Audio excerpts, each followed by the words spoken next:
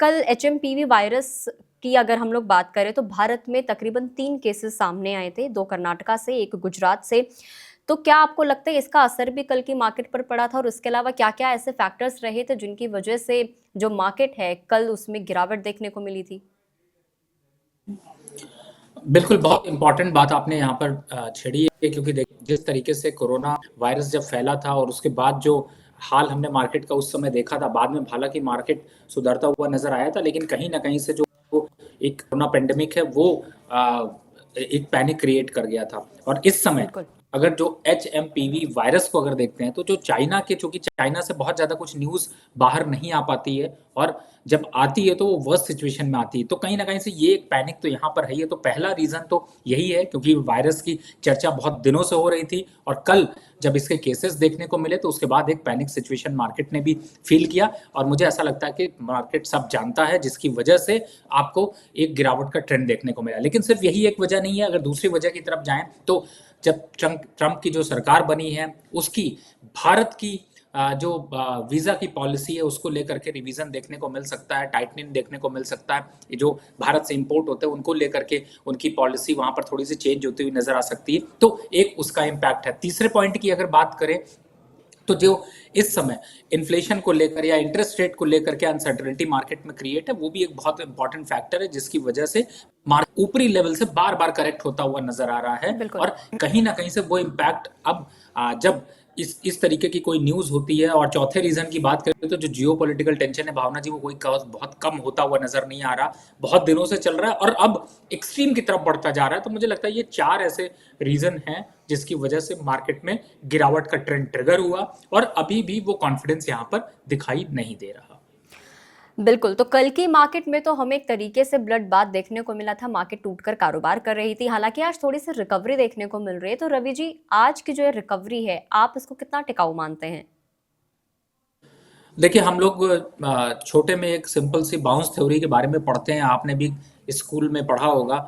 और जब कोई चीज़ ऊपर फेंकी जाती है तो वो थोड़ी सी बाउंस बैक करके नीचे भी आती है, लेकिन जब ऊपर से गिरता है मार्केट तो थोड़ा सा बाउंस बैक, वही बाउंस बैक आज हुँ। यहाँ पर देखने को मिल रहा है, जिसकी वजह से लोग जो है वो छोटी सी बूंदाबांदी में ऐसा समझ रहे होंगे कि शायद छाता खोलने की जरूरत नहीं है, लेकिन इस समय अगर छाता खोलेंगे तो उसमें भी छेद होते हुए नजर आएंगे। मतलब ये है कि मार्केट में डायरेक्शन डाउन है, और डायरेक्शन डाउन है ये मानकर चलें, कोई भी उछाल निकलने के लिए काफी अच्छा है। 15 बहुत पर स्ट्रांग बनते हुए नजर नहीं आएंगे। बॉटम की जहां तक बात करें तो मुझे लगता है कि थोड़ा सा रुक कर यहाँ पर बॉटम बनते नजर आ। बिल्कुल, आज की इस रिकवरी के बीच में आप हालाँकि मानकर चल रहे हैं कि बहुत ज़्यादा टिकाऊ तो ये नहीं है और निवेशकों को सँभल कर यहाँ पर निवेश करने की ज़रूरत है। लेकिन ऐसे में कौन से ऐसे सेक्टर्स हैं जिनमें दाँव लगाया जा सकता है? कौन से सेक्टर्स के ऊपर आप बुलिश हैं इस वक़्त? देखिए, इस समय अगर बुलिश रहना है तो आपको डिफेंसिव टाइप के स्टॉक चूज करने पड़ेंगे, या फिर जो बजट है उसको लेकर के जो पॉलिसीज देखने को मिलेंगी उस टाइप के स्टॉक्स को ढूंढना चाहिए। फर्स्ट, अगर आप इस समय देख रहे हैं तो मुझे जो पहला काउंटर अच्छा लग रहा है वो है फार्मा सेक्टर, दूसरे काउंटर को अगर देखें तो वो है सर्विस सेक्टर, और तीसरे काउंटर को देखते हैं तो वो है फर्टिलाइजर सेक्टर, और चौथे काउंटर की तरफ जाएं तो मुझे लगता है एनर्जी में काफी करेक्शन हो चुका है, काफी डाउनफॉल देखने को मिल चुका है, और यहाँ पर ये 4 काउंटर जो है वो चौकड़ी मारते हुए नजर आएंगे और मार्केट में थोड़ा सा खरीदारी का मौका देंगे। लेकिन इंपॉर्टेंट जो आपने बात कही उसमें यही है कि बहुत अग्रेसिव बाइंग नहीं करनी है, आप एक रणनीति, एक कूटनीति के तहत जो है वो मार्केट को अप्रोच करें, और निवेश जो है वो एक लिमिटेड करें, बहुत अग्रेसिव निवेश करने की जरूरत नहीं है।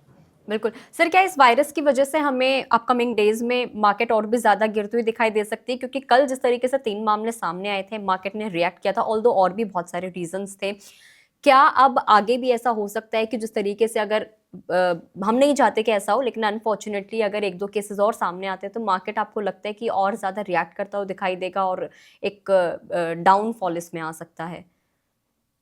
देखिए, कल से आज तक में जो डेवलपमेंट है उसमें 8 केसेस, जहां तक मैंने जो न्यूज देखी थी लास्ट, हुँ, उसमें देखने को मिले थे। हालांकि अभी बच्चों में ये वायरस देखने को मिल रहा है, लेकिन अभी एग्ज़ैक्टली। हुँ, देखिए कई सवाल यहाँ पर खड़े हो रहे हैं भावना जी। एक तो पहला हुँ, सवाल यही खड़ा हो रहा है कि क्या ये एचएमपीवी ही वायरस है या कोई नया वायरस है, चाइना में जो हुँ, फैला है वो कौन सा वायरस है, क्योंकि हुँ, चाइना इतना सीक्रेटिव रहता है कि जब क्या कहते हैं वो हाथ से निकल जाता है, तब उसके बाद पब्लिक तक पहुंचता है। तो कहीं ना कहीं से पैनिक जरूर है। ये मैं जरूर आपसे, जैसे मैंने जो आपको 4 रीजन बताए, और वो चारों रीजन को अगर आप कंपाइल करें तो मार्केट में स्ट्रेंथ होने के चांसेस कम है। सिर्फ मार्केट में एक पॉजिटिव पॉइंट आज खड़ा हुआ है, वो सिंपल ये है कि बजट की एक्सपेक्टेशन में थोड़ी सी चमक दिख सकती है, लेकिन वो चमक फीकी पड़ जाएगी, क्योंकि इस समय 4 और अनदर फैक्टर, यानी कि एक तरफ एक पहलवान खड़े हुए हैं, दूसरी तरफ 4 पहलवान खड़े हुए हैं, तो युद्ध का क्या रिजल्ट होगा वो दिखाई दे रहा है। तो कहीं ना कहीं से ये सिचुएशन जब तक चेंज नहीं होती, कुछ अपडेट नहीं होता,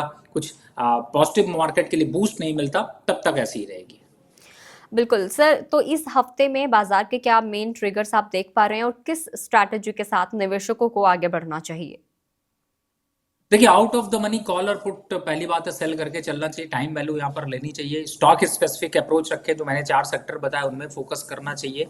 और दूसरा, निफ्टी के लेवल्स को अगर आप देख रहे हैं तो मुझे लगता है कि 23,200 तक, 23,500 पहला सपोर्ट है, 23,200 दूसरा सपोर्ट है, लेकिन लॉन्ग अगर डीप करेक्शन देखते हैं तो मुझे लगता है 22,800 तक मार्केट अभी करेक्ट होना चाहिए, यानी कि करंट लेवल से 1000 पॉइंट का करेक्शन, बड़ा करेक्शन दिखाई दे सकता है, और बाइंग अपॉर्चुनिटी वहां पर ज्यादा निकल कर देखने को मिल सकती। तो अप्रोच यहां पर यही रखनी चाहिए, कोई भी उछाल हो एग्जिट होना है, कोई भी उछाल हो सेल की रणनीति रखनी है।